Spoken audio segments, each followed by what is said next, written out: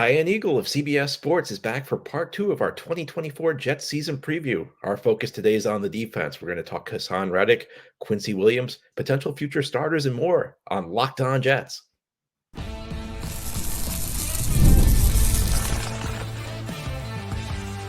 You are Locked On Jets, your daily New York Jets podcast. Part of the Locked On Podcast Network, your team every day. Welcome. This is the Locked On Jets podcast, part of the Locked On Podcast Network, your team every day. It's Saturday, September 7th, 2024, and I'm your host, John B. from GanggreenNation.com. Thank you so much for making the show your first listener, first watch every day. Subscribe to the show for free on YouTube or wherever you get your podcasts so you'll get new episodes as soon as they're posted. If you enjoy the show and are listening on a podcast source, please give it a 5-star review. If you're watching on YouTube and enjoyed the show, give this episode a big thumbs up. It helps us out and helps other Jets fans find the podcast. Today's episode is brought to you by PrizePicks. Go to prizepicks.com/LockedOnNFL and use code all lowercase LockedOnNFL to win $50 instantly when you play $5. Well, this is a special Saturday edition of Locked On Jets. We are continuing our 2024 Jets season preview with Ian Eagle of CBS Sports. Ian stops by this time every year, so we're doing a special Saturday show to conclude our Ian Eagle season preview. Let's jump to our discussion. We're here with Ian Eagle of CBS Sports. Ian, let's talk about Hassan Reddick right now. At the time we are recording this episode, he is still holding out. How confident? Where do you think the Jets are with him? How big of a deal do you think it would be if he does not report? Do you think the Jets feel like they can withstand his absence, and if so, for how long? I do think the Jets are a bit perplexed. I think they felt it would be worked out, and they thought they were on the same page with him and his representation, taking care of him this year and goosing that deal a little bit to get him some extra money, some easy incentives to hit, and then dealing with a long-term deal based on what happens this year. Now, clearly, that's not how Reddick saw it and his agent. So that's why we are where we are with this situation. They made some other personnel decisions based on the fact that Hassan Reddick was going to be a part of it. And not only that, it's based on the finances. They weren't going to pay Bryce Huff 3 years, $51 million. He went to Philadelphia, ironically enough. Who's he replacing? Hassan Reddick. In addition, they trade Jonathan Franklin Myers to Denver. If they could do that all over again, I think they might have rethought that. Do they believe that Michael Clemens can take a major step? I think privately they do, but you've got to see it. It can't just be a flash here and there. Jermaine Johnson, there's no doubt. They think he has a chance to be a premier player at that position.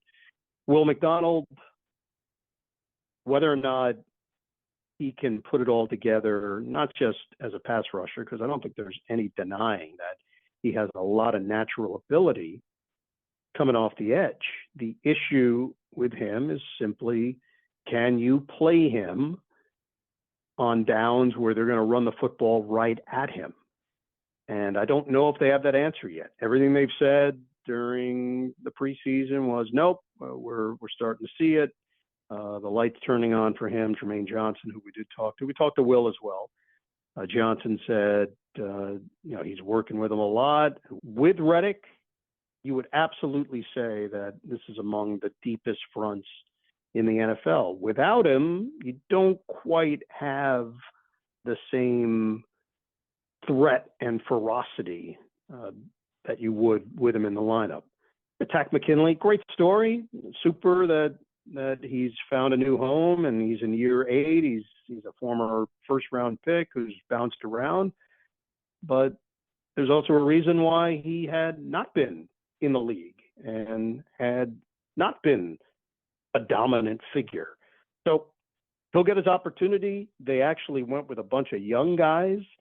People were shocked at the undrafted free agents, 3 of them that made the team, with Eric Watts and Leonard Taylor III and Braden McGregor. How this all sorts out when Reddick, or if Reddick comes back, or if someone else pops up on the waiver wire that is more experienced, that remains to be seen. But they feel like they're very deep in that area. I don't think that they're outwardly concerned, but the proof is going to be in the pudding, whether or not they can consistently put pressure on the quarterback without Reddick. Now, one area where I do have some concerns is the run defense. And some of it goes back to the team trading John Franklin Myers, because I felt like one of the areas where the Jets could kind of compensate for maybe playing. I think this Jets defense, the back seven, they really emphasize speed, which sometimes means you go with smaller guys. I mean, you see them play a lot of big nickel with three safeties, and I thought having Franklin Myers play defensive end helped compensate for that, because you have three. He's like a 290-pound guy, so essentially you have three big guys on the defensive line. How concerned do you think they are about their run defense this year? Yeah, it's funny. As good as they were last year defensively, they were fourth in team defense. They were fourth in scoring defense. They were third against the pass.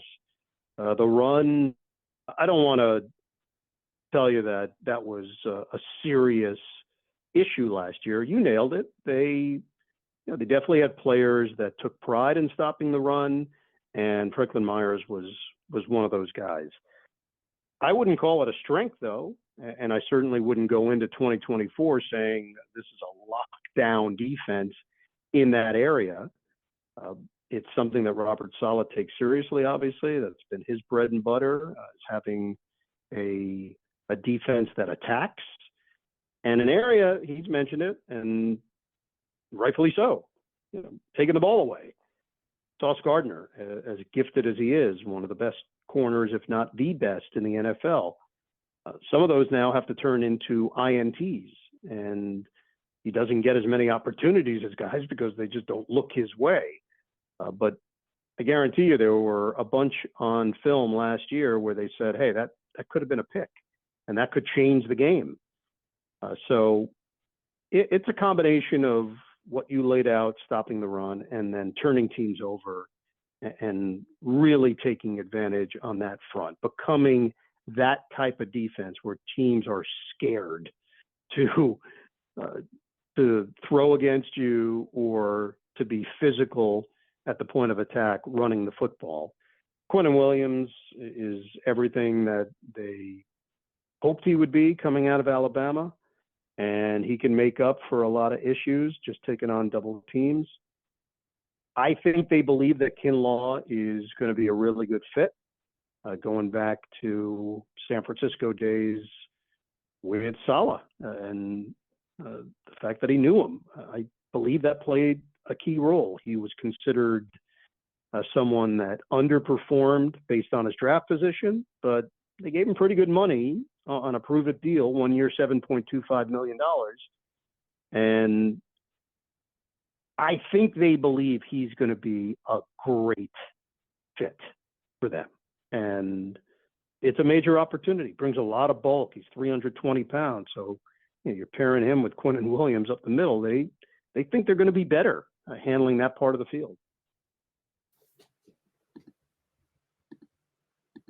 Today's episode of Locked On Jets is brought to you by LinkedIn. When you're hiring for your small business, you want to find quality professionals that are right for the role. And that's why you have to check out LinkedIn Jobs.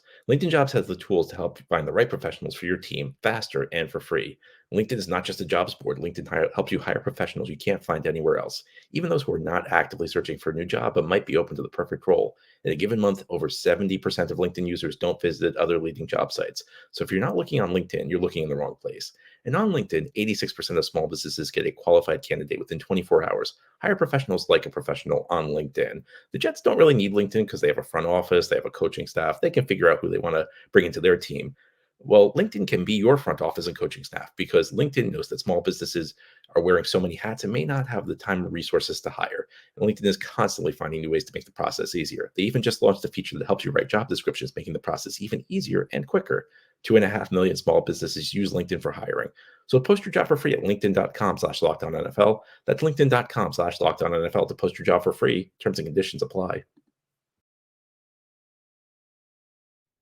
Last year, Quincy Williams had a breakout season. It's such an amazing story. The fact they got him off waivers from Jacksonville back in 2021. The fact he's Quinton Williams' brother, first team All-Pro last year. Not that he was a bad player before last year, but last year was really his breakout season. Do you think it's fair to expect him to continue on that path? Do you think it was like a career year and maybe he goes back to playing at a more normal level? Hmm. No, I think he's one of those guys that turn the corner and realize that he can do this as a sideline to sideline guy, as a huge hitter. He's got excellent range, as we know. There's a real confidence to him now. I think there might have been a time where you looked at him and said, all right, he's fast and he can go knock the snot out of somebody as a tackler, but he takes chances and sometimes the angles are a bit questionable. Last year, he answered all of those.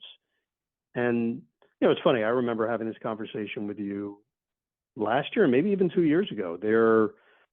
Their love for guys that played safety at some point that now play linebacker, and he's not the only one. They have seen that with others. Jamie and Sherwood, of course, being the other one that comes to mind. So there is something that they look for in this Saleh system that they believe fits, and it did uncork the best season of Quincy Williams' career. He's now in year 6. He's 27 years old. There is no indicator to me that this was just a one-hit wonder and he's going to fall back to what he was. I think he's figured some things out, and there might be a case that this guy is a Pro Bowl level linebacker this year. That's the way that the Jets are viewing it. That's what I wanted to hear. I agree with you. Quincy Williams is now one of my favorite players. You just mentioned Sherwood, and there was a lot of buzz out of him coming from training camp. And look, he's not going to be a starter. Williams and CJ Mosley are obviously the 2 starters, but do you get the sense the Jets are expecting Sherwood to take a step forward this year? I think so. I've asked Saleh about him. I ask him about him basically every year because I just don't know that much about him. He's someone that they've been high on. Clearly now in year 4, they expect him to be a contributor. And he also raves about Zaire Barnes, by the way. Anytime his name comes up, they obviously love him on special teams, but they think he has really good cover skills and brings good speed as well. I don't know. I'm not sure. The torn Achilles in 2021 for Sherwood obviously played a role in his career and trying to get himself back, and just the scheme they run. You said it. It's Quincy Williams and CJ Mosley. Those are the guys that they rely upon. But there are sub packages where you get some shots and you get some chances. I would like to believe that they have had a real conviction on Sherwood, and it's just not based on the fact that he's a draft pick and someone who Joe Douglas really liked coming out of college, coming out of Auburn, but that they really see something in him. But at some point, the fans and the media have to see it as well, and we just have not seen it yet. Talking about Jets corners, which is one of the biggest strengths of the team, and you can make a very strong case the Jets have the top corner trio in the league. Sauce Gardner has been outstanding since he set foot in the league. Michael Carter II, I'm still applauding the Jets because one of my biggest complaints with the Jets is that they aren't proactive enough re-signing their young players who produce. So they gave him a contract extension this week. So I'm very happy with the Jets extending Carter. But third guy who kind of flies under the radar a bit is DJ Reed, who's entering the final year of his contract. Reed, I think, has been an outstanding free agent signing for the Jets. In fact, I've called DJ Reed. I think looking back, I may be forgetting something. I think he's the best free agent signing the Jets have made in the 21st century when you talk about his positional value, his contract, his level of play. But he is in the final year of his contract. Where do you think the Jets are right now on DJ Reed? Yeah, interesting you bring him up. We did speak with him that week of the Giant game, and he just is a bundle of energy. He's a great guy to chat with. He said it was the hardest camp that he's had since he's been in the league. Just not only the physical part, but getting deeper into the playbook, The green-white scrimmage, they ran 89 plays. He said, that's not normal to run that many plays. The funny part for him is where he is currently in his career. He's 29 years old. They were calling him OG and uncle in the DB room. Asked him about the contract, and he just said, look, things are going to work out the way they're going to work out. He said, it reminds me a bit of 2019 San Francisco defense. Similar situation. Guys had their contracts up. Everybody came together, became a dominant group. And he said everybody on that defense was truly committed to being great. And he echoed the same sentiments for the 2024 Jets. Everybody's got one another's back. They just feel a connection. And he recognizes it's a business. And this might be the last time this group of players are together. And that includes him. He's not assuming anything, but the conversation we had with him, I just found very refreshing and very honest in how he's approaching all this. Not bitter at all. And he just dealt with the question head on and said it's all going to work itself out. No, a couple of corners who I thought had strong preseasons, Jarek Bernard, Converse, Quintez Stiggers.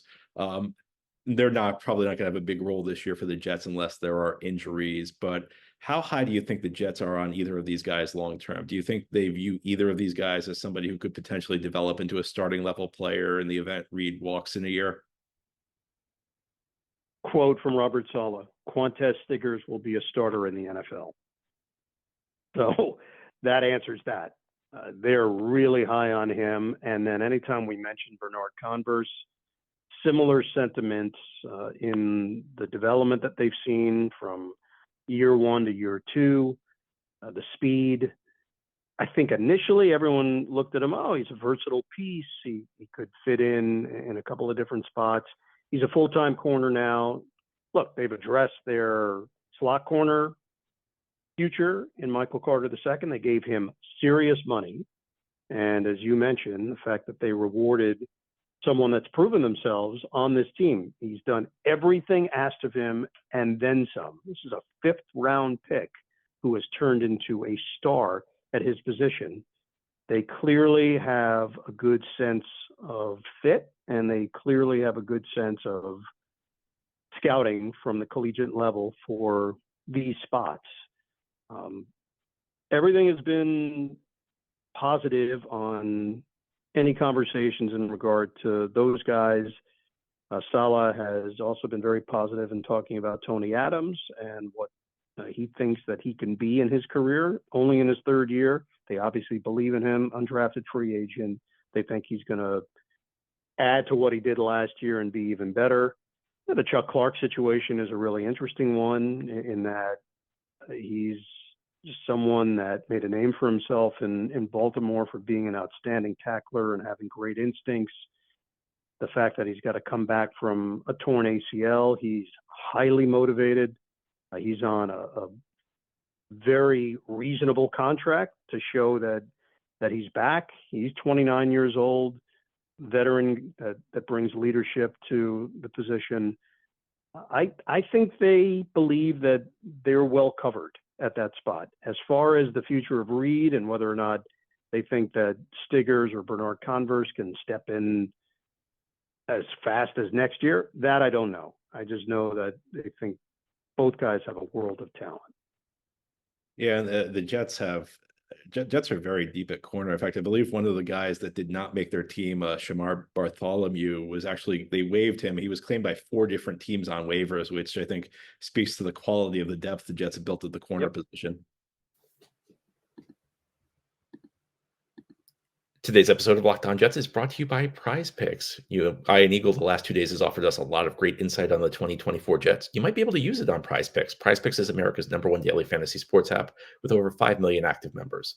PrizePicks is the easiest and most exciting way to play daily fantasy sports. Unlike other apps on PrizePicks, it's just you against the numbers. All you do is pick more or less than on 2 to 6 player stat projections and watch the winnings roll in. And PrizePicks is the best way to get in on the action in sports. You can now win up to 100 times your money on PrizePicks with as little as 4 correct picks. And PrizePicks puts their members first, so all withdrawals are fast, safe, and secure. When your picks hit, you can get your money in as quickly as 15 minutes. And PrizePicks invented the flex play, which means you can still cash out even if your lineup's not perfect. You can double your money even if one of your picks doesn't hit.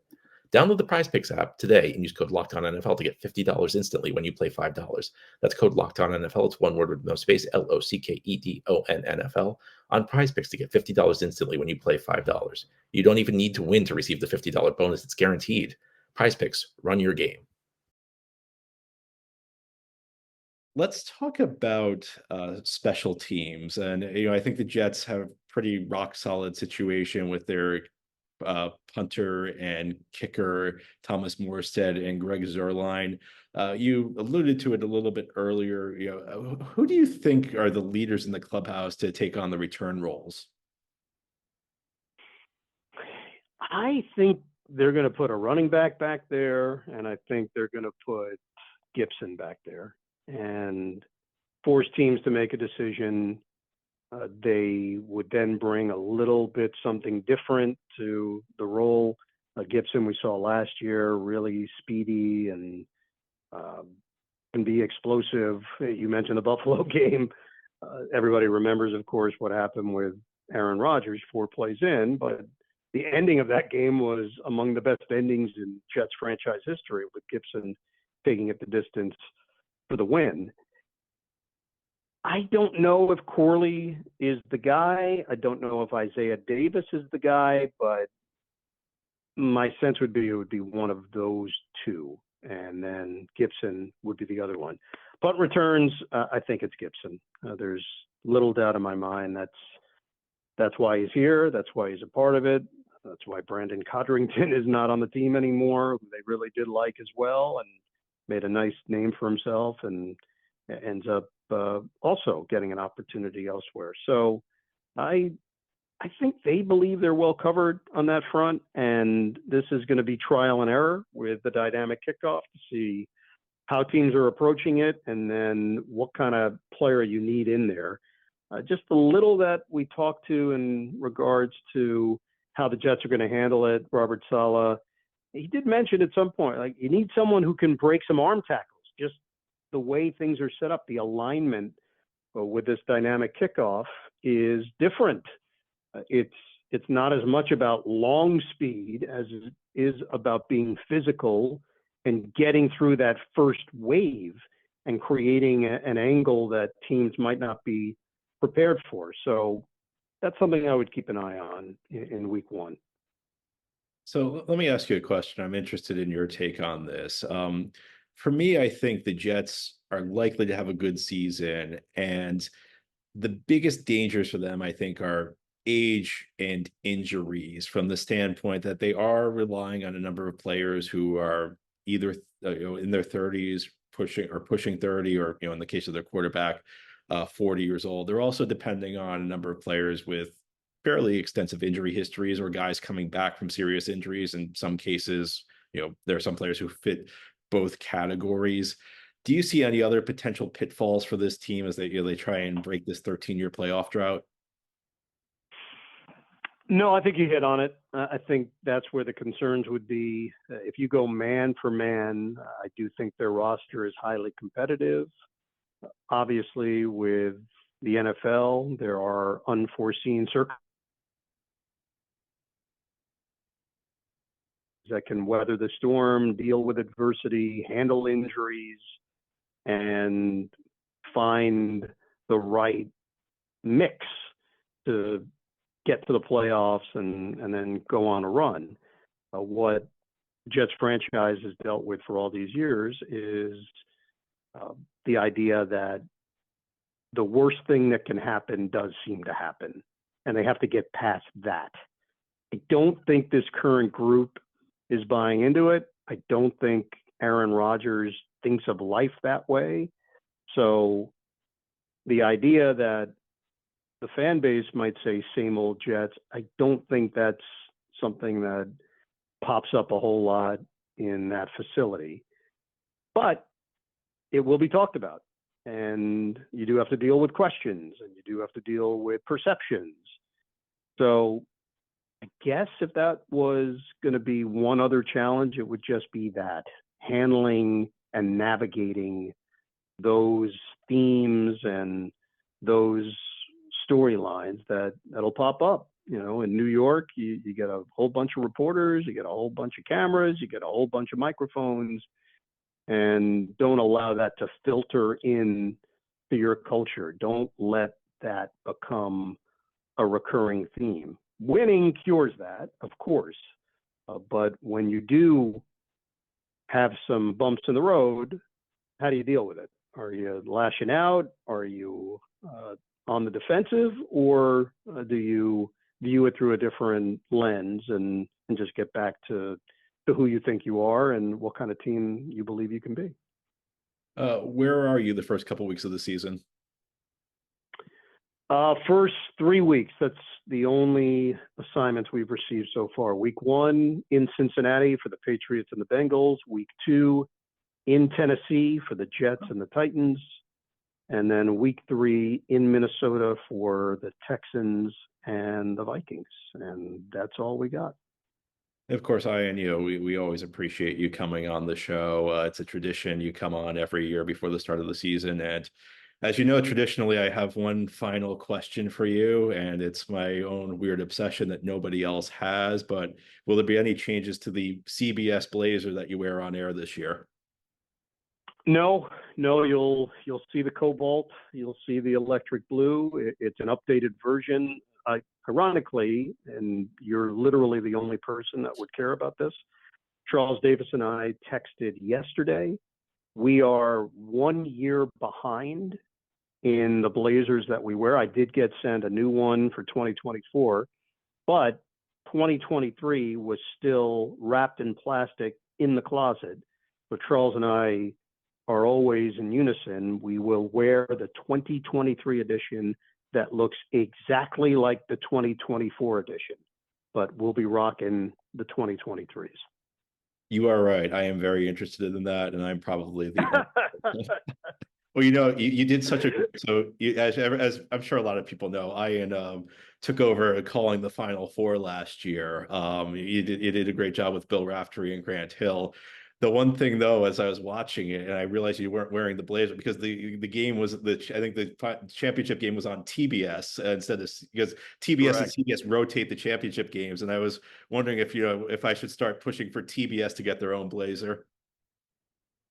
Yeah, I would love like an old school Skip Carey, Pete Van Wieren type of blazer. I'm sure they had it back in the day in the old school TBS. That would be great, but not to worry this year. Final Four's on CBS. The one thing though, and again, I think this is for an audience of one, so I recognize that you might be the only person interested in this stuff. If you really look, the basketball blazer is different than the football blazer. It's two separate deals with two separate clothing companies.